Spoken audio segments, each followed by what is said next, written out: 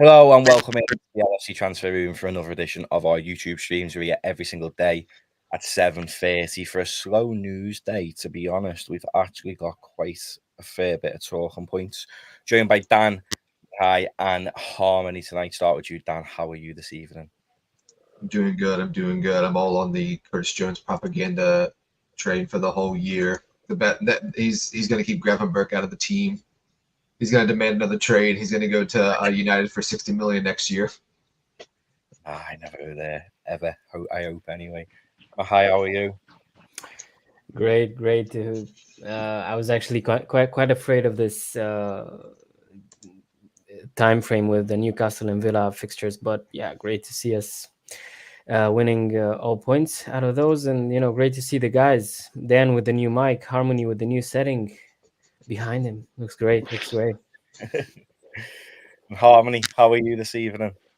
Yeah, no, I'm doing good. It's been a relaxing day, even though it's been really hot in the UK today, surprisingly, but it's been a good day. Yeah, it's hot over here too. It's our Labor Day weekend over here in the States. So I've just been mostly just doing a bunch of housework and getting ready for the school year, which is going to be fun. Usually used to the heat though. When it's hot in England, we crumble. We don't have aircon or nothing. But yeah, we've got loads to get through. Got the redevelopment of Anfield, Saudi's bid for Salah, Gravenberch upsetting the whole of Holland, it looks like. Schmadtke not staying long term, McGinn in August, obviously, and some injury news as well. We'll start with the injury news, really, because it's just broke then from James Pearce that Trent is out for 2 weeks. So he joins Konate, Gravenberch, and Quansah as well. We've all pulled out of the national sides. Obviously, Gravenberch isn't injured, and he's done a few people's heads in. But don't forget to like and subscribe on the video and get involved in the comments, all the usuals. Jen, good to see you. Not going nowhere. In fact, I completely agree with you, Jen. But yeah, Dan, starting with Trent, out for 2 weeks, that would indicate, wouldn't it, that we may have him back for the Wolves game, and he's just missing the international fixtures, which is a win for Liverpool. Yeah, from what Pierce wrote, and then what it seems like because he withdrew from injury, that it said like that it was a minor strain, but he is also a quick healer. So it says again, like the fact he's not going on England duty is probably the best thing for him. It's not a Daniel Sturridge, Roy Hodgson situation where the player's injured, he goes on duty and gets more injured. So I mean, it's not ideal, but also it is Wolves. So if you feel like if he is going to miss a game to recover, like Wolves would probably be the best situation because they're playing 3 games in 5 days or something. So I feel like that Liverpool can do something, some jiggery pokery with Wolves for that game, and then he can come back in for the next Prem game because I think it's Prem, Cup, and is it Europa League game, Maddie? Yeah. So you could probably keep him, and it's LAS. Is that at home or is that away? I haven't looked at the Europa League. Away. It's away. It's yeah. away. Yeah. So so you can make an argument that that he's on the bench or out for Wolves, and then he probably gets like 60 in the Cup game and doesn't travel for the Europa League. I mean, it's not great news considering Konate was that injured as well. He probably has a similar injury, but it's not the end of the world considering the fact that they came through the first pretty tough 4 games, considering that's game states of each game, and with 3 wins and a draw. So not great, but not terrible.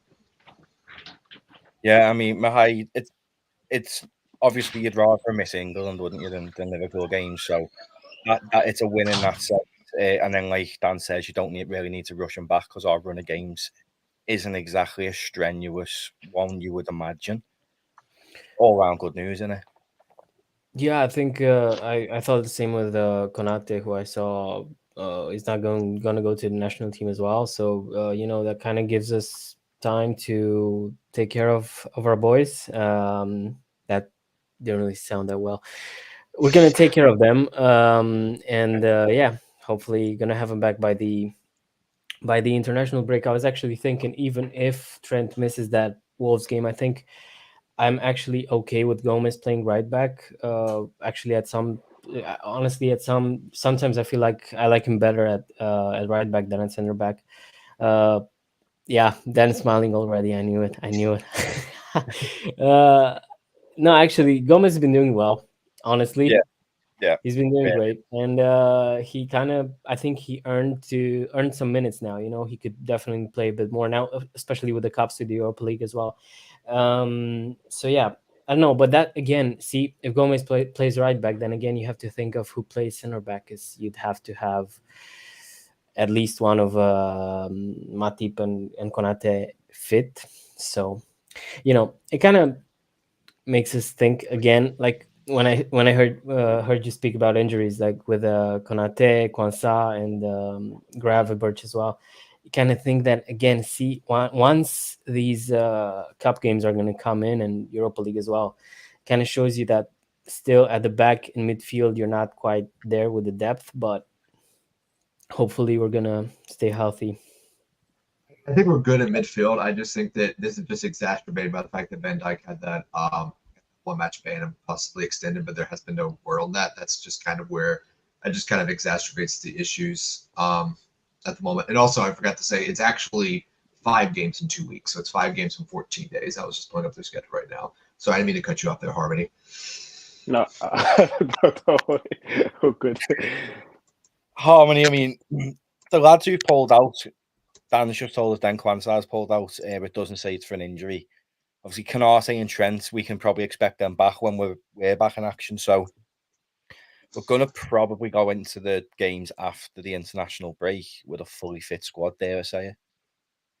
Yeah, and I think it's a good thing, to be honest with you. Is I think the Kwanzaa situation, I'm not too sure what's going on with that. Probably he just wants to focus. He's probably seen that he's going to get some running in the team, and he probably sees that the manager has some sort of confidence within him, to be bringing him in especially crucial game. Especially with the Newcastle game, the whole situation where he came in and we were still 10 man down, and he put in a good performance there. He came on yesterday. He put in a good performance as well. I think he just starts to feel like the manager has some sort of confidence in him that he wants to keep that going. So he wants to stay at Liverpool, get more training in, get more runs in, and just kind of improve.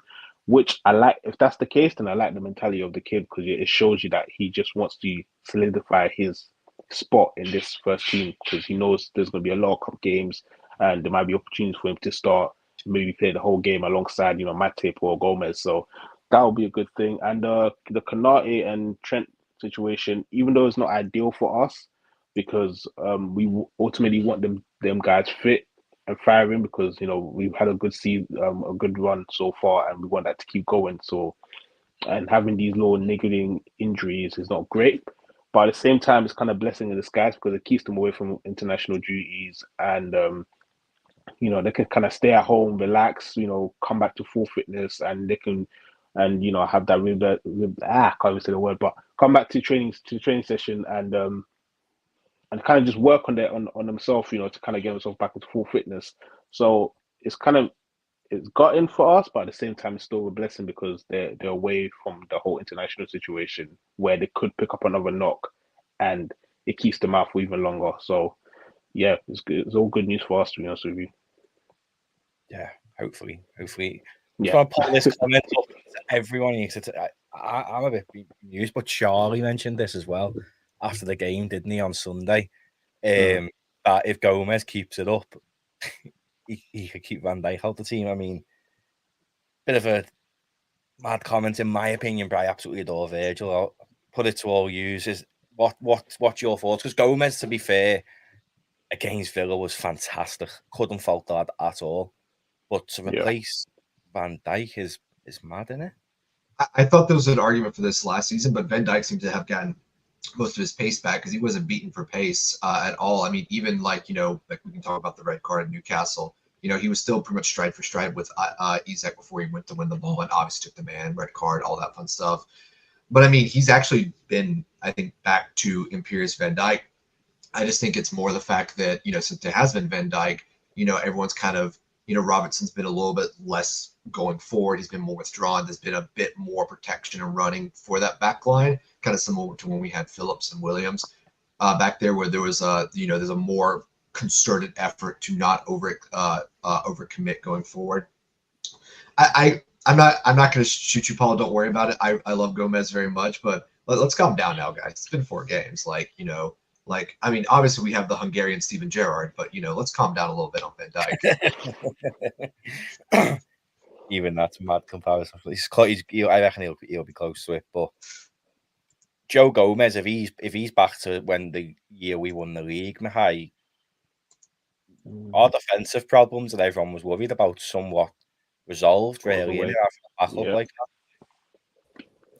that. Yeah, I think it.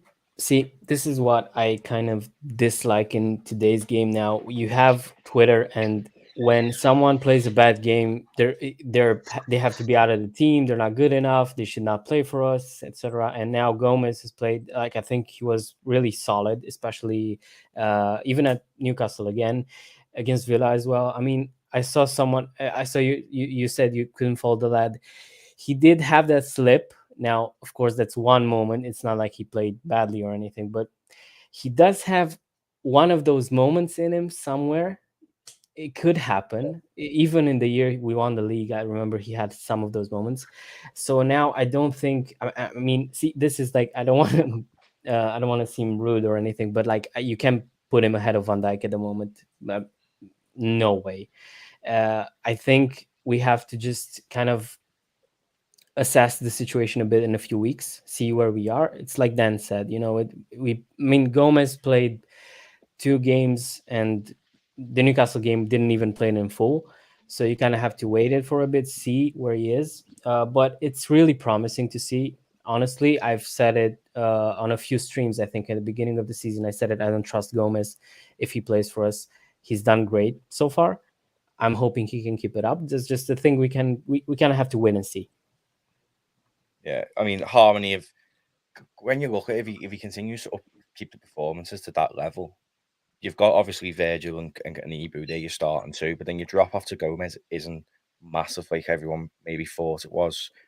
It is literally only the left back position really that you could say we're weak, but then Costas when he's played has looked all right as well. So how confident are you with the rest of this with the season when we started very well? I'm always confident, but do you think with performances that our backups have been putting in this season, they've sort of established themselves to be like, yeah, we are ready for potentially even a title charge? Yes, barring any injuries. I think that's the only thing that can really affect us right now. It's just the injury records of those defenders is not great. Obviously, Virgil had that one injury which was really bad, but apart from them, he's been solid. Gomez his career has been ruined by injuries. I believe if he didn't have those injuries, honestly, we would have the best defense in the league because we would have had Konate coming in, would have had Gomez at literally the peak of his powers with Van Dijk. And I think that season that when we lost Van Dijk, it would have been a big issue because if Gomez didn't get injured and he continued that form, I believe we would have been better off because he would have still been there. You know what I mean? So that's what it really comes down to. It really comes down to the injury and if these guys can stay fit. And if they can stay fit and Gomez finds that form again that he had the year that we won the league, then I'll feel more comfortable defensively because I know we have 3 strong defensive centre mids that we can rely on throughout the whole season and they can get the job done. And it won't be like a massive drop of quality if we have to swap them out in whatever game. Because I feel like if Gomez can pick up that form, you can take off a Van Dijk and give him some rest. You can remove a Konate and give him some rest, and that helps us when it comes to the last leg of the season when players might be getting leggy, might be getting tired because they might be playing too many minutes. It works out for us perfectly. So, like I said, just all it really depends on how fit and injury-free these guys can stay. And if they can do that, then we're looking good. Yeah, hopefully. I'm very confident, very confident. I got laughed at the start of the season by many, but I do think we could do it. You're not the only one, mate. Don't worry. I was right there with you. I was holding the line, and everyone was doubting me, and I was like, I don't know where this doubt comes from. Until it's mathematically impossible, I honestly don't think Liverpool should ever be ruled out. Even last year when we were for the start of the year, I was saying, "Well, I mean, I've been saying that. I mean, I literally ended this the transfer I ended the transfer stream saying, up the title-winning Reds. That was my feeling coming into this that we could do it. It would just depend on like injuries and just can we keep everyone fit for how long. But yeah, but also I know someone mentioned this, Kwanzaa, like I've been so big on Kwanzaa, and Maddie, I know you said he was pretty raw, and I agree with you for the U20s, but for the under 21s, but he's shown a lot of maturity, and he's been very calm and mature, and I've been very impressed with him. And I think that's why we let Nat Phillips go and Reese Williams and Billy Cometio go, because it looks like Kwanzaa's like the next youth prospect coming out of defense. Yeah, he's very, very, very good. I think he'd benefit from a full season playing regular in the men's game, but he hasn't let us down yet, to be fair to him. But moving on to Ryan Gravenberch, Harmony seems to have pissed off the whole of Holland. Yeah. You know what? To be fair to you, I love it. When I saw the news and I saw it on Twitter, I was like, you know what? I love that. This shows that a guy, he knows that his career is hanging on the line, and this could be his last opportunity to show the world I still have it. I can still have a career. I'm still that player that you saw at Ajax, and I think he just sees that and he's like, you know what? I'm gonna use this opportunity, this international break, to get myself into full fitness. To kind of sit down with Klopp. I'm sure Klopp will be there in the training ground. To go out to sit down with Klopp, talk to him tactically. What can I do? How can I improve on this? And it gives time for Klopp to actually have some sort of time to work with him, even if it's not with the full squad. It will still have some sort of players that are not going to go away from for international duties that he can work with, and I think it's just going to benefit him a lot. And I think it was the right decision, to be honest with you. Yes, you're going to piss off your international thing, but international is like, if you're performing well, they're gonna pick you. It's not. You know what I mean? They're not gonna keep you at their side. If you're one of the best performers in your in the team that you're playing for, they're gonna pick you because they need you, because they see what you're doing, and that's all it comes down to, how your performance is. And he's looking at it like that. Look, I can always play for my international team. I can always go there if I perform at Liverpool. If I do well at Liverpool. And I think he's taking it seriously, and I'm really glad to hear that. And I really don't care if the Netherlands fans. No offense, but I'm looking at. Yeah, unless you're Southgate, unless you're Gareth Southgate, who just like picks players based on loyalty and doesn't care how good or well they're performing. Like I think he was Harry Kane. We didn't score for like 3 months. Yeah. Apart from that, but I'm looking. I'm glad that he chose that decision, and I just hope I do hope it works out for him, honestly, because I feel like he's going to be. If it does, it's going to give Klopp a real big headache, and that's good news for Liverpool, because that means there's competition for that spot, and that means players are going to lift up their games a little bit more and play much better as well. So, yeah, it's all good news. Yeah, I mean, Mahai, like Boom Boom says, he's got to find somewhere to live for a start. So I think his thinking as well, like Harmony's saying, stay at the training ground, work with Klopp, improve his performances to get into the, rather than the under-21 setup of Holland. He wants to be representing the men's side, and to do that, he needs to perform. He hasn't been performing at Bayern, so to have that mentality to know, oh, I've had a bad year here, I need to improve, and I'm going to stay here and grind, rather than going to play North Macedonia in the under-21s qualifiers, which they're just going to breeze through anyway. That mentality to want to improve his club football is fantastic, isn't it? Yeah, I think I can agree with Harmony, as well. When I saw the info on Twitter, I said, yeah, that's someone who's committed to it. He wants to do well. It's kind of obvious now, and I think honestly, he has all the recipe. He has the recipe to succeed. He has Cody Gakpo, Virgil van Dijk next to him there. He has a manager who's known for getting the best out of pretty much every player he's had. He has the passion now, the willingness to work and to get back to showing that he's actually a great footballer. And honestly, with this new piece of info, with him choosing to kind of settle in Liverpool and work on his fitness a bit more, I think, I love the guy already. Didn't even see him play a minute, and I love him already. Yeah, I think he'll do well. Just based on this info, I think he'll do well. Yeah, I completely agree. I mean, Dan, the only thing that's really peed me off with him rejecting the call-up is the slander he's got publicly from Ronald Koeman and the under-21s manager, unless you want to call him Donkey from Shrek as well, because he looks like him. But I just don't understand why you'd slander a 21-year-old footballer who's staying home to improve his game. Well, I mean, I just think there's just a lack of just general empathy coming from the Dutch national sides. First of all, Ronald Koeman has no leg to stand on because he ditched the Dutch national team to go coach Barcelona when they called him up and they had one of the worst records under him.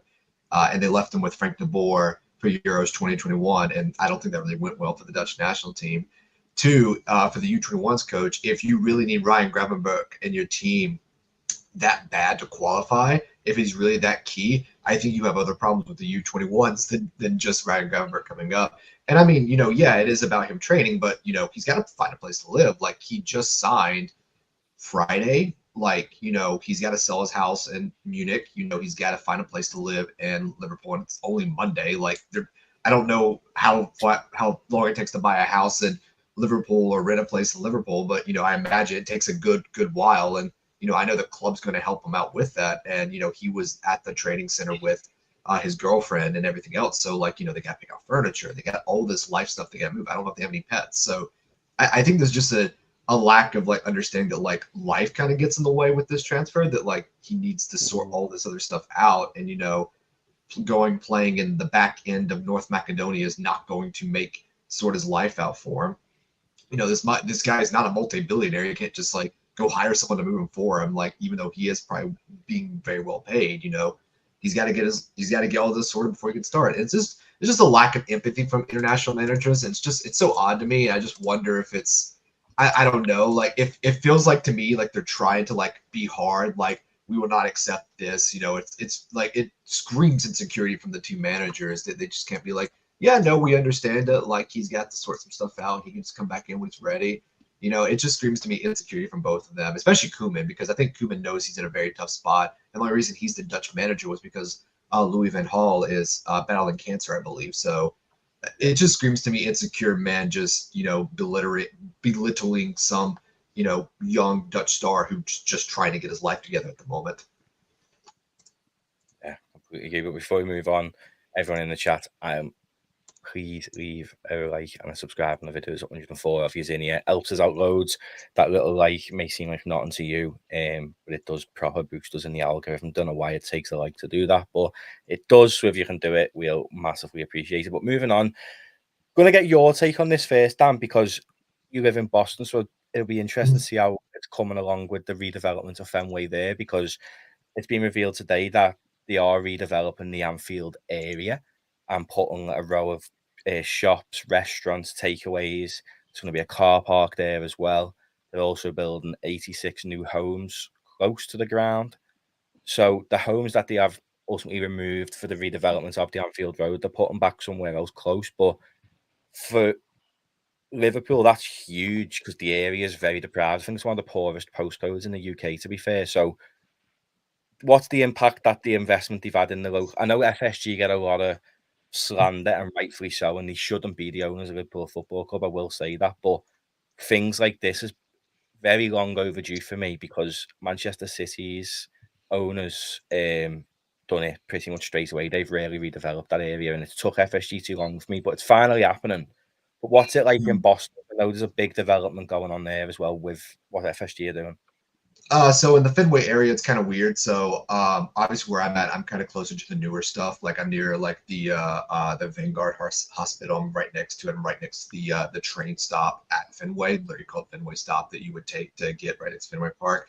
It's good because there was a lot of old restaurants and old areas that needed bad development. You can walk down one side of Fenway and it's all modernized. The other side, and like half things are like run down and decrepit, and you can go like a block on the other side and see like all these old hotels and, again, restaurants that had shut down because of COVID and they were in trouble to begin with. I mean, it's good. I mean, it's definitely needed. My biggest worry is, and not to get too socioeconomic, but I'm going to get socioeconomic for about 30 seconds, is that a lot of the development is obviously for upper middle class people. Property values in Boston are ridiculously high. This is definitely not, the only reason I have this place in Fenway was because I was able to get an affording housing loan. Me and my wife were. So we were very, very lucky to even get this place that we could not have afforded it in any of their circumstance. So it is good they're doing that to Fenway. Obviously, Liverpool needs a lot of like investment into the local area, into businesses, into residential housing. My worry with residential, though, is I don't want to knock them down a peg, but are they going to gentrify the area? Is it going to be too too expensive for like, your average day, Scouser to live there in Liverpool, because that's when you start to lose kind of like that unique culture of Liverpool, that, that working class element that was there as well. But it is needed, and it is good. And, I don't want to take away from the larger macro aspects. So it is good. It is needed.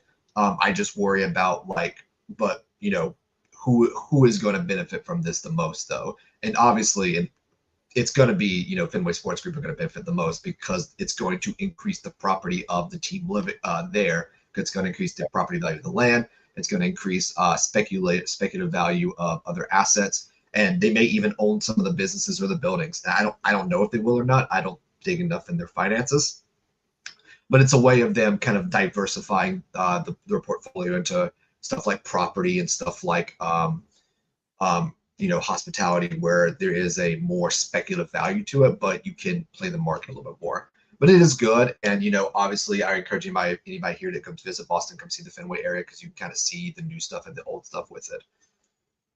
Yeah, I think that's what I'd like to see, the whole area, not just the area that they're doing is basically facing the Kop.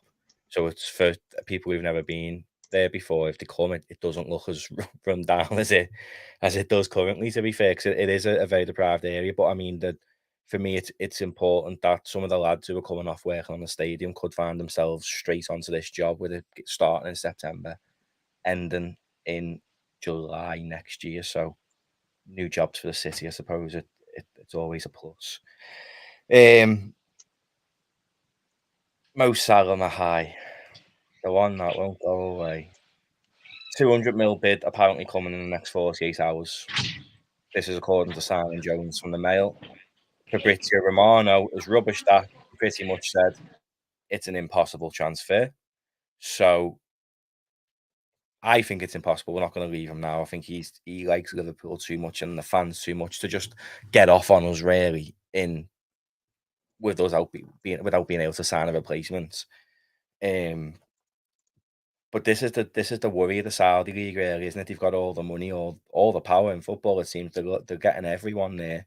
Although Sergio Ramos did reject Saudi to go back to Sevilla, fair play to the man. 200 mil for Salah. Where do we stand on that? Because I remember a few of us done a stream last week, and it was like the 200 million mark might tempt FSG. Is a 200 million bid in the next 48 hours worrying to you? I think it's a nice conversation to have, but I would be extremely surprised if anything happens. I think FSG, Jurgen, Mo, I think no one really wants this departure, really. We were actually kind of discussing it in a few streams, I think, ahead of this one, and I was thinking, and I think I've also said it, 200 million is like, if we got that a month ago, you could maybe think about it, because then you'd have, well, I mean, we did have the money for Caicedo as well. Didn't spend it, but yeah, that's always a worry. I mean, realistically, if you would have, let's say a month ago, you would have gotten this offer, it would be different, because then you kind of have the time to invest. And I mean, 200 million is a lot of money, and Mo is going to be in his final year next season. There's a lot of maybe reasons to sell, but why would we sell at this point? I don't really see the point, because I think we've discussed this.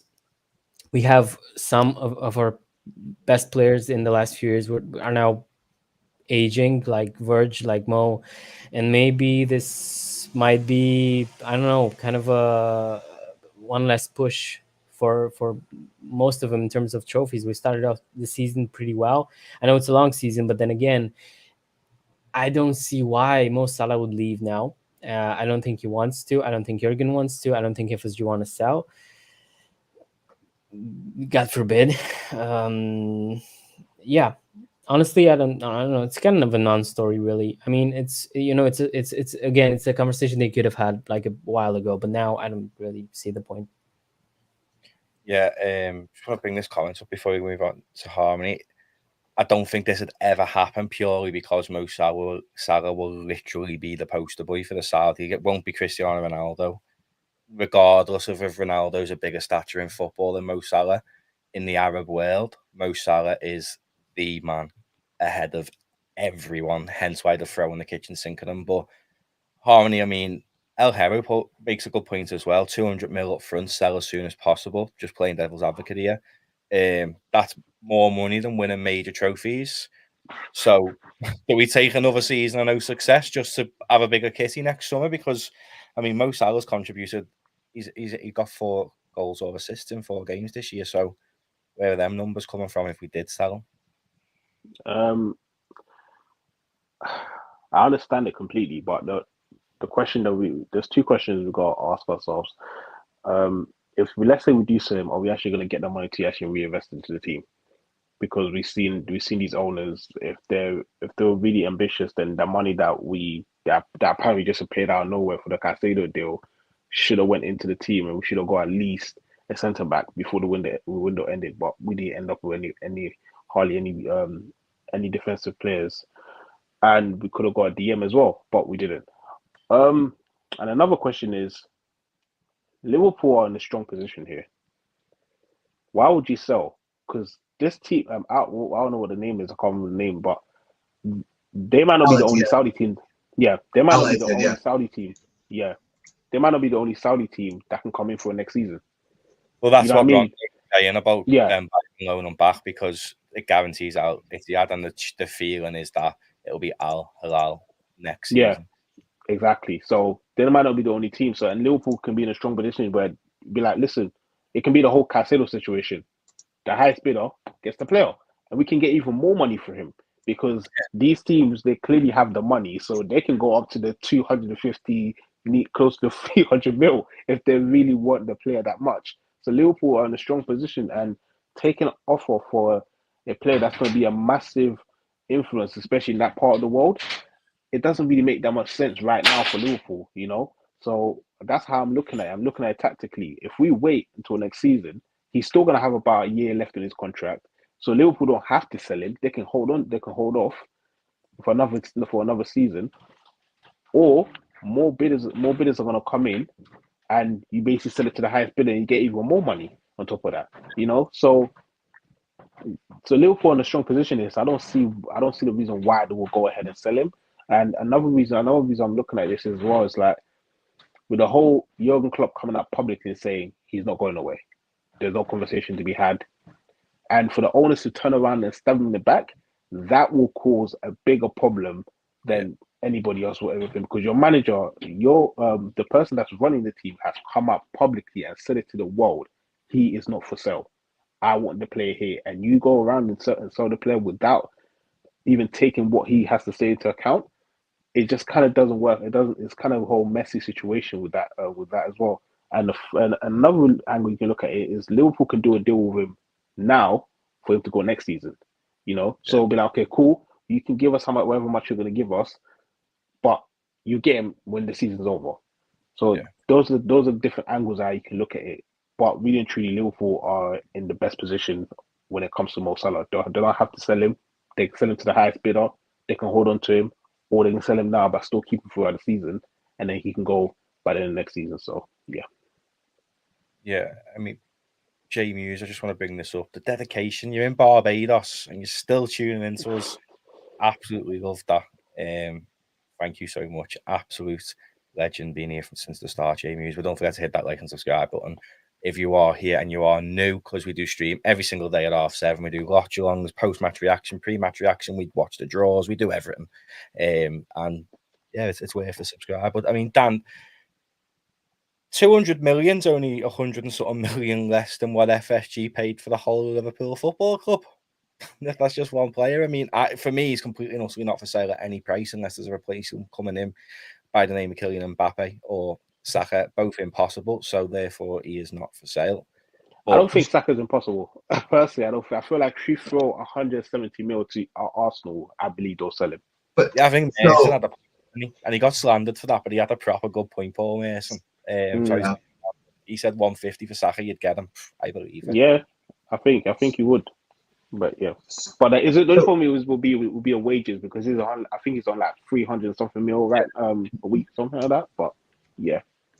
So here's my thing about the situation. I don't think the owners would force Jurgen to sell him. The only time, if the last time we had a saga like this was Coutinho, and FSG said we're not selling him. Klopp said we wanted to sell him because this was back in August. He's like, he's not committed. I want to sell him. And FSG, Mike Gordon, Tom Warner said, no, we're not selling him. We're just not going to.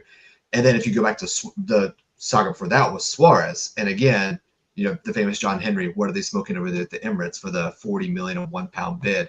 So FSG have never been ones to like just sell for big money just because someone bids for a player. They're always willing to sell on their own terms, and I think that's what they were expecting from Firmino and Hendo.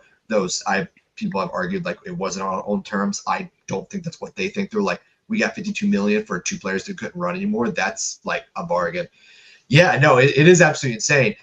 Here's the thing, and this is why I said you take £1 billion pounds, and like everyone's like, why would you say that? I'm like, because that's what Salah's value is.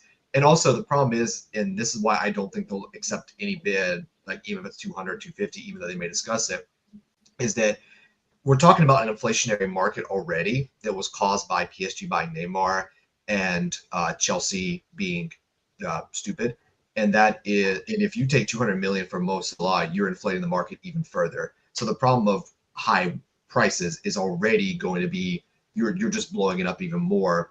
So it doesn't make strategic sense to sell him for 200 or 250, and it doesn't make tactical sense for a squad because all the players want Salah. All the players are talking about a title charge. You know, Soboslai pretty much said in his interview with BBC, he's not going anywhere. Jurgen Klopp said he's not going anywhere.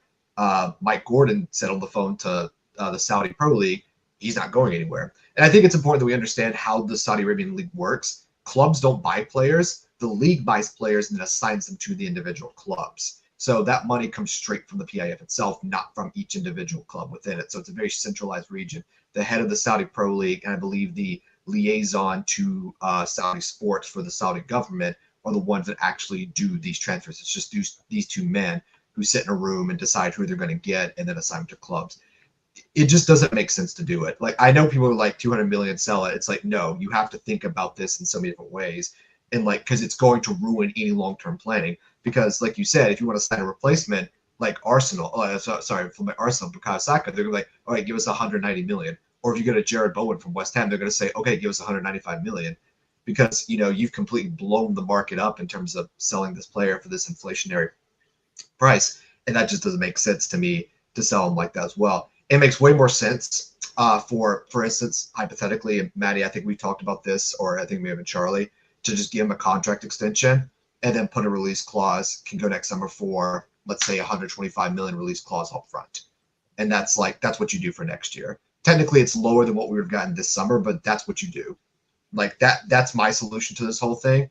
And that's if Salah wants to go. And I think there's still a question over whether Salah actually wants to go to the Saudi Pro League because he's 31. He's in shape. He wants to compete in European football. He wants to break records. You know, this is not someone at the end of their career. This isn't Karim Benzema. This isn't I'd say Sadio Mane in his career. This isn't a player that's been essentially bombed out of European clubs. This is someone who is very much in European competition still. So again, like I said, it just doesn't make sense. Even from a devil's advocate position, no one in that club, I don't think, is going to say we're going to accept any bid that Saudi Arabia puts in for Mo Salah this summer. Yeah, I mean, the worry for me is the aftermath post Salah, in a sense of the transfer market becomes stupidly inflated after the Neymar deal. So then when you then sell one player for £200 million, even if it's including add-ons, the fee could rise to £200 million. The knock-on effect that's going to have for the rest of the market is a little bit alarming as well, isn't it?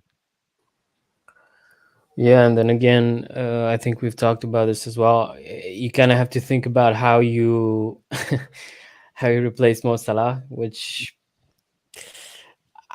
I have no idea.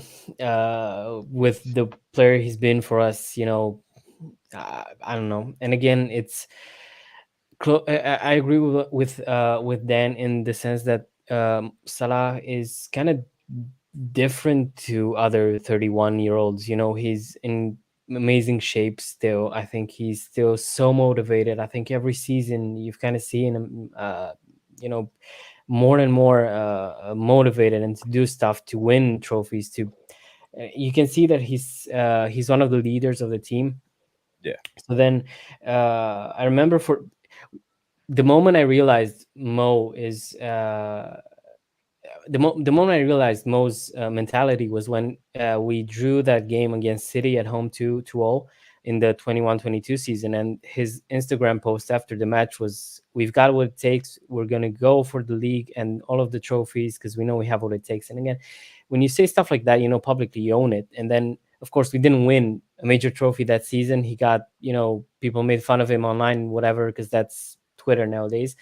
But you saw the man has the motivation, and now you can have to understand when you have players like Soboslai coming in, McAllister, you have Elliot Jones under him, like players who are still young, developing. When you have that kind of a figure in the dressing room, I think that kind of pushes everyone around him to be at least to push to be at close to that level. And I think that's Mo offers so much more than just his goals. I think he drives the team forward. He's one of those guys. So yeah, I think I don't think I kind of responded to the question because you said something about the market being inflated. But yeah, the thing is, Mo is worth a lot more than just a few hundred million for us. Yeah, I mean, Paul, your comments I think could be very accurate. To be fair, I've seen quite a bit about that as well. So I wouldn't be mad. I do think Salah will go. I've said it all last year. I think next summer it'll be the summer that he does depart because he'll have a year left of his deal. If the Saudis come in with 150 mil for a player who's going for 3 and 12 months, they're going to accept an FSG. And that's not them not being ambitious. It's just a sense of you'd be stupid not to. But I mean, exactly. Yeah, I mean, Harmony, Liverpool's a good point. Money versus legendary status. That's my worry. The money's being offered £6 million a month it's going to turn any player's head. It's going to turn anyone on the planet's head. £6 million a month. Yeah, 100%. And I understand exactly what Dan is saying, about giving him another contract. But the problem is he going to sign that contract? Is he even willing to do something like that? That's another problem. Because like you said, the money is absolutely ridiculous. For a young player like a Gabby to go there not even in his prime yet, he's still a young player and he's leaving European football to go there because the money is that ridiculous. Now you're Mo Salah, you're getting even more than what Cristiano is getting.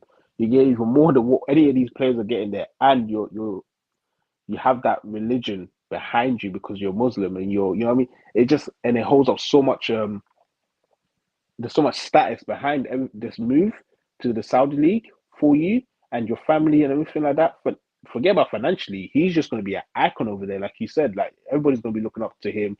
He's going to be the guy that everybody's going to be, that kind of like their poster boy, because that's what they wanted Messi to be, their poster boy because I think they were trying to compete for the Olympics or World Cup or something like that. That's what Mo Salah's going to be now, and I don't see why. I wouldn't blame him if he took the money and said, I want to go there, because let's just say we have a good season, we win the Europa League, we come second in the league, and we win the FA Cup and the Carabao Cup or something. If he came out and said, you know what, I want to move, I'll be like, you know what, fair enough. You did everything that you can do for Liverpool. You won the Premier League, you won the Champions League, you won the FA Cup, you won the Carabao Cup, now you won the Europa League. You basically done everything that you can do for this team. Like, there's not really much that you need to achieve in the team, apart from obviously the goal scoring record for the club. That's the only thing you probably could strive for. But I don't know. I think he would accept it, and like you said, Liverpool will be stupid not to accept the deal next season if Saudi comes back, and I believe they will come back. And I don't think it's going to be 140 mil. I think it's going to be even higher than that, because I believe these two teams are they're going to be battling to get him, because they'll be like, listen, we want him. And whoever's paying for it, they still need to allocate him to a particular team. And if both teams are making strong cases of why they want him, that price is going to keep going up. So we're going to get a substantial amount of money for him. So I don't see why we need to panic. And I understand the whole inflation thing, but to be honest with you, next season there's going to be another player that's going to go for a ridiculous amount, and that's going to raise the inflation anyways. So it doesn't matter who it is and how much the amount is. The inflation is going to be like that transfer inflation is going to be raised at some point by somebody else, by a different team. If it has to be us and we get a big chunk of money out of it, hey, I'll take it, because we can reinvest in other parts of the team, like the whole Virgil van Dijk getting old for. We can invest in on us, to come in. That attack for Mo Salah, we can get a young player in there, to replace him. They'll help the team so much, and I think both sides benefits from it. Mo Salah gets a lot of money. Liverpool, are left with a chunk of money to reinvest and just make the team even better. So yeah. My one thing there, Harmony, is the fact that Toni Kroos commented. You mentioned Gabby Vega. He commented embarrassing to the transfer. Yeah. I saw that. Which shows what Toni Kroos is. Still plays for Madrid. He's a professional. He's probably well connected to all these players. Like, there is still a sense of a lot of players that they're like, this is embarrassing. Like, it's because it's different for Gabby Vega versus. I think that's more though, like, because of his age. Because absolutely, goes and gets that money at like 35, 36, 37. Like, Gini Wijnaldum hasn't had the best time since he left Liverpool. Fair play, mate. You go and earn that. Yeah, go earn your money, mate. Yeah, no, but I do think there is this kind of overriding sense of like the Saudi league is seen as a retirement league right now. So that's like, if you're going to Saudi, you're going for the paycheck, you're going for the retirement. It's not they're not bringing in your top level talents. They're not buying which is Nkuku's, your Soboslai's, like they're not buying the Red Bull players essentially. If they start buying the Red Bull players, then I will be. We should start being worried, because that's when it's like youth players now see the Saudi league as a place that they can go develop. That's when it really becomes a problem. Yeah. This is a good point as well, to be fair. The company which you back to Newcastle now on motor weekends, but I think they've realised with Chelsea this summer that if you spend all the money, it doesn't necessarily work, because it is the Saudis who are backing Chelsea through clearly capital. So it's not just Newcastle that they own, to be honest, which is interesting. They just want to dominate everyone, to be fair. But moving on from that, because he's not for sale. Mahai Jurgen Schmadtke, if that's how you say his name, I think I've butchered it there. He's not going to be here long term. He's going to be going soon, apparently, according to Neil Jones. Been a few whispers last night, this morning, and Indicalia, a big indie, as mentioned about Julian Ward and Michael Edwards, but quite a few trusted people were commenting on that, saying it is a little bit true, but it looks as though it could just be Julian Ward who comes back, not Michael Edwards. It's the logical thing to do, really, isn't it, to get rid of Jorg? I mean, bringing Ward back, I'm not massive on. I don't think he done enough to impress me. I'd rather Mickey Edwards, but getting rid of Jorg, I mean, he brought Soboslai in, who's probably going to be in that bracket of one of the best midfielders to grace the Premier League, but he just paid a release clause. He didn't really have to do much, did he? I think it's been an odd addition, Jörg Schmadtke. Like, I didn't really understand it. It was kind of a short-term thing. Yeah, honestly, you kind of saw that this summer has been really peculiar. I don't know how to use. There's so many adjectives that I have to think of to describe the summer for us, because in a way, it's been like the first time frame when you felt like there's no plan. We were supposed to sign Lavia. We didn't want to put in a few million, and then ended up bidding 115 for Caicedo. Like, I don't know.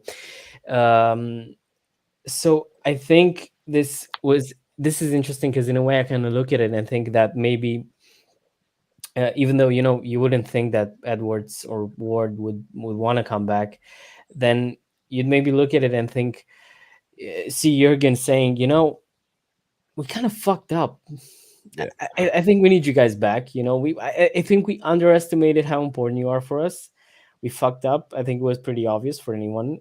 So yeah, I think, I don't know. It would be again, when you had these guys at the club and they were, the part in the recruitment department, you could see like we've been, and I think pretty much everyone agrees with this, we've been one of probably actually the best run club in the world in that department. Like, we knew we had a plan, a strategy, we knew what was happening, who we're signing, and what's the plan really? And now this summer it was really hectic and like didn't really make sense in a lot of moments. So yeah, honestly, I'd be really pleased to have him back. I just, yeah, it's indie, you know. I mean, I don't know. I'd like to think We're not quoting him as a source. We've heard more Neil Jones is letting George go, but there has been a lot of whispers to Ward, and I think Indy's just jumped on the bandwagon and added Mickey Edwards in for a few more clicks.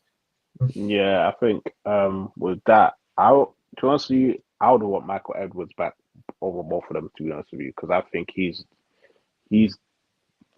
like, if you see the profile players this guy brought in, the talent IDs that he has, I believe if, let's say we do sell Mo Salah, he can go find us someone that could be just as good as him, and for a cheap price as well, you know. And that is why I want him in there. And I think he's someone that stands up to Jurgen. If Jurgen wants a player or doesn't want a player, he's like, no, this player's gonna work for you. You know, he stands his ground and he makes his point known. You know what I mean? So, and I think a lot of these other ones that they're kind of backed off when Jurgen said no. They're like, okay, fine. Who do you want then? You know, and I feel like he needs someone there to stand up to him and tell him no and have that fight. Sometimes you need to have a fight to make the relationship better. And but what I want to add about the whole Josh Schmadtke thing, I feel sorry for him a little bit, only because I feel like he was working with such a tight budget that he couldn't really expand the way he probably wanted to. Like, the owners probably told him, "This is how much we have. This is all you can spend. We're not going any further than that." And he's just looking at, okay, well, what can I do here? I can't get this player because you don't want to spend a little bit more. I can't get this player because Jurgen doesn't want him. Like, you know what I mean? So I kind of felt sorry for him in that particular aspect of it. But yeah, I think we definitely need a new sporting director. And if we can get Michael Edwards back, oh my gosh, it will be such a good place, honestly. Yeah, I mean, Dan, if it is Julian Ward, like many people are saying, even if it was Mickey Edwards, do you reckon that means something's changing in the back room at Liverpool? Because it does appear like in recent years, Jurgen Klopp has been given a lot of backroom control. And it's not a negative on Klopp to say, well, it hasn't really worked out because we've neglected positions for so long. And obviously there was the statements that about apparently Klopp rejected Enzo for 15 million and stuff like that because he believed in Henderson. He's the one who gave Henderson a new deal, and that's apparently what ruptured his relationship with Michael Edwards. So do you think that the talk that George is going and it looks as though a new sporting director is going to come in and it could be Julian Ward, who has been rumoured to have clashed in the past? Do you think that means there's going to be a bigger change going on at Liverpool, potentially even a sporting director and then a director of football above him or something like that? Well, I think we're smoothing over too many cracks here and trying to like make it this kind of long consistent thing that happened between them. We know why Michael Edwards left, because he wrote a letter and he hasn't really gone back on that. Like, he wanted to spend time with his family. He had been at Liverpool doing this job. Could he have could one of the reasons contributing to the fact he was spending time with more of his family that Jurgen Klopp burned his head out? Absolutely, I'm not going to dismiss that. And I mean, listen, let's give Julian Ward some credit. He pretty much was doing Michael Edwards' job for about 2 years, for about another year before he took over. And the reason Edwards left with Dr. Ian Graham, head of our stats department, I think more had to do with the club being for sale rather than just the power dynamics with Jurgen. I think when they were like, oh, the club's going to be for sale, everyone was taking on multiple roles. They're like, I don't want to be around for this. I'm going to skedaddle. And, you know, Ward brought in, you know, he was instrumental in getting McAllister. He brought in Nunez, which I know some people will use as a rod to beat him with, but I think that he did do that. He also got Salah's contract renegotiated at a time where people were saying this club has no ambition because we can't re-sign our top player. And then the other two signings, Calvin Ramsey and Fabio Carvalho, are both young, upcoming prospects that haven't really worked out so far, but that's what you get when you try to buy young players. You know, I think Carvalho is obviously a very talented player, but will he work at Liverpool just determines so many factors. And Ramsey has had some injury issues, which is not his fault, but I think he looks like a very talented player. The Schmadtke thing is interesting because I think we're forgetting some key aspects here. One is the fact that Jörg Schmadtke was always going to be a one-year appointment, so they were always going to try and bring someone else in. I don't think they were going to keep him beyond 2 years. Two, probably the reason they're bringing Ward or Edwards back is the fact that Klopp is leaving in 2026, so they need to hire the next manager, so that they're going to probably be instrumental in getting the next manager of Liverpool Football Club. I think Schmadtke's done as best of a job as he could do given the circumstances.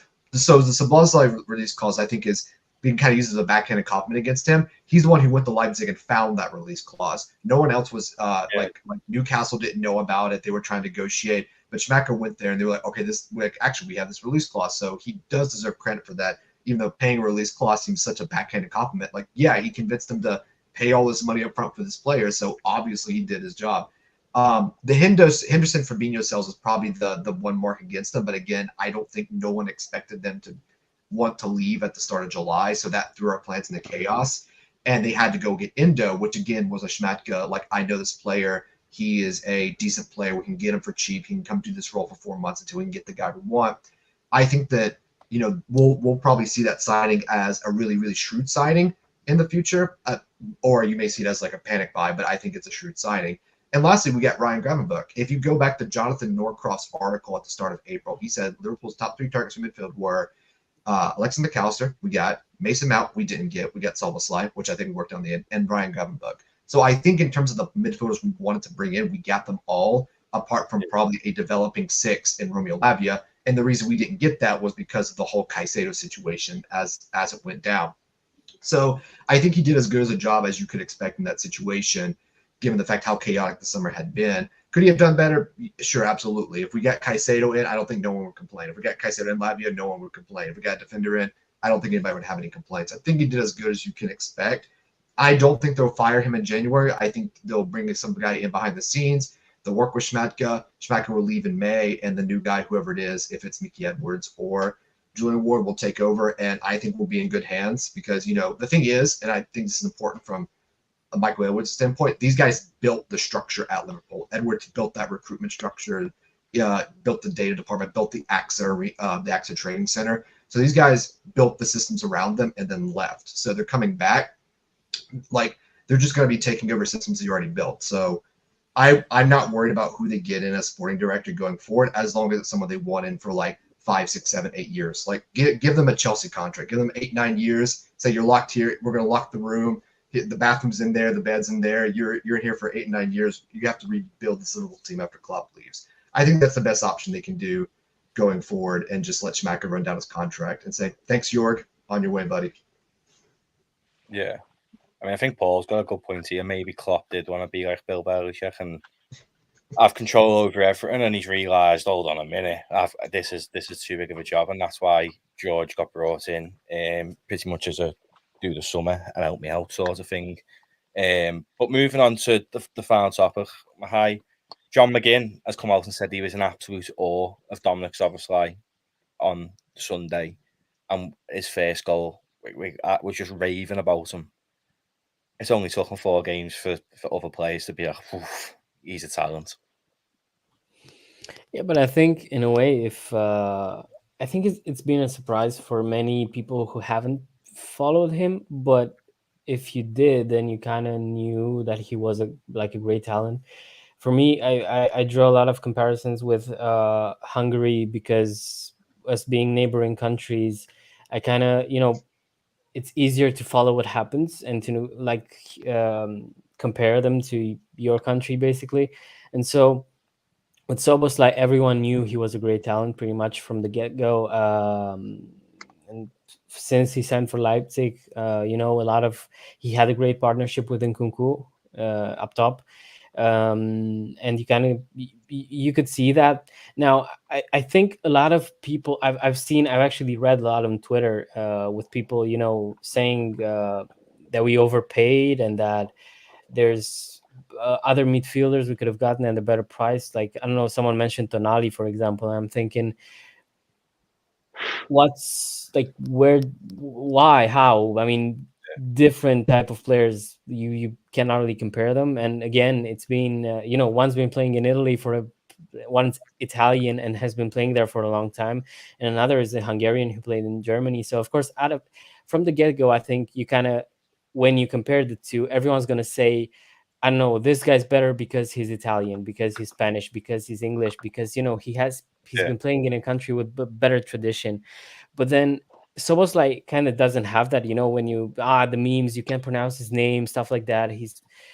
People don't realize how good he is. I think he can be one of those players, to be like, when you think about our title winning side, you think about, I don't know, maybe um Van Dijk, Alisson, Gini, Fabinho, Hendo, Mo, Firmino, and Mane.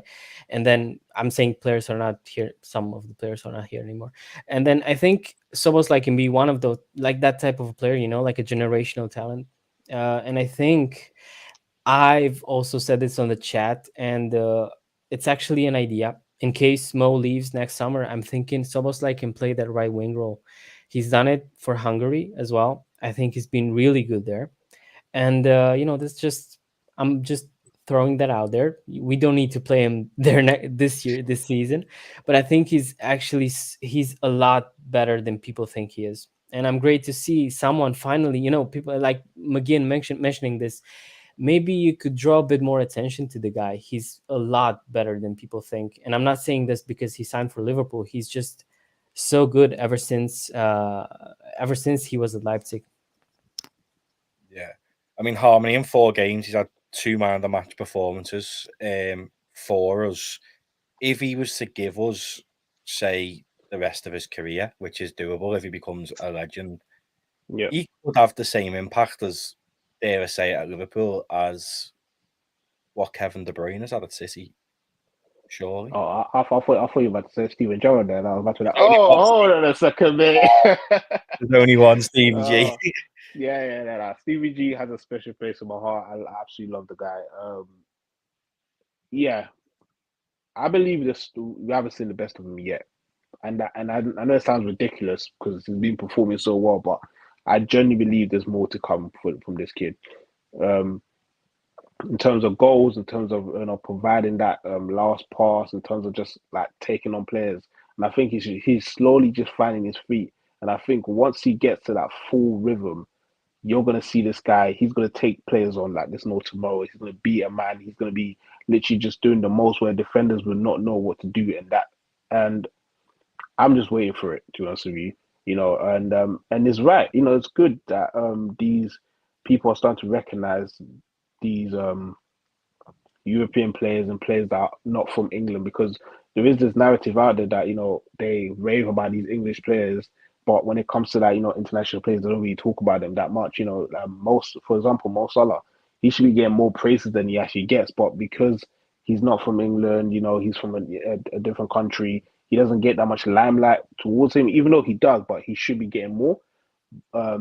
Like the way Declan Rice gets it, he does one good thing and everybody's going crazy. Oh my God, have you seen Declan Rice? And I'm like, bro, like, calm down, relax. But yeah, I believe it's a good thing for him, and I just know there's more to come from him. And if he can stay here for the rest of his career, perfect. If he stays there for 5, 6, 7 seasons and then he decides to leave, he'll still be a legend because he's going to give us 8 great years that we're just going to enjoy his football, and it's going to be fantastic. So, and what stands out for me about him is the fact that he had the guts to ask for that number 8 shirt. Yeah. That number 8 shirt holds so much weight. It holds so much weight because of the previous person that wore it and what he did for Liverpool. He literally dragged Liverpool through the tough seasons. So for you to take the number 8 shirt and wear it and perform the way you're performing, You're talking about Naby Keita. Brilliant. I don't want Naby Keita there, Harmony. Naby Keita dragging Liverpool through tough seasons. Please, let's not talk about him, please. He's the most recent person who I forgot he was wearing the shirt. I even forgot that. No Naby slander here. Size back to put some respect back on that number 8 shirt. Naby Keita, so definitely. And that is very true, James. We will leave it on this. Szoboszlai has a Gerrard tattoo, a quote from Gerrard. It is one of his idols. So go and win us the Champions League like Stevie did next season, please. Tom. We'll love that. But we will leave it there for this evening. If you are new here, do not forget to hit the like and subscribe before you do go. So 122 if you see. If we can please get us 50 likes, don't know if we're even on that, but if we aren't, please help us get that. If you are new, hit that subscribe button. We stream every single day at 7:30. We do all the watch-alongs. We have pre- and post-match reaction for every single game. So that when the Europa League's here, we'll be doing them for them, and even saying for the right down to the Carabao Cup, we don't miss a game here. So do hit that subscribe button. I've been joined by Dan, Mahai, and Harmony this evening. Thank you for coming on. Don't forget to subscribe to LSC Transfer Room, and we'll be back tomorrow. Nice one.